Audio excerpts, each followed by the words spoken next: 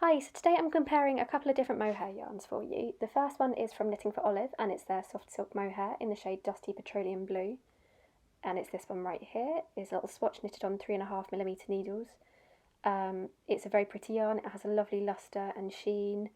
It knits up beautifully and it's very silky soft. And here is the Drops mohair yarn. It's their Kid Silk mohair in the shade Light Pink number 3. Here it is knitted on 3.5mm needles. It has more of a halo than the Knitting for Olive, and it isn't quite as silky, but it is still very soft. Let's see how they look knitted up into different garments. Okay, so here is the Knitting for Olive yarn knitted up into the waffle sweater, which is also available from their shop. I love this sweater. I was one of the English language pattern testers for it. It's an all-over lace worked in the waffle stitch. I think for this gump jumper you can see how beautiful the yarn is, even though it has been stored for a few months, so it would look better freshly blocked. There is minimal wear and very little pilling. The yarn has a good amount of stretch, which is great for this kind of rib.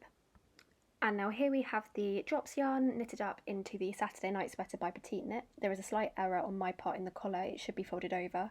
But you can see here that it's got a good amount of stretch, although not so much at the cast on edge. This may have been my fault, I was less experienced when I made this, but elsewhere the stretch is good. It has really pretty stitch definition and the sheen is very lovely. Okay, so the moment of truth, which one do I prefer?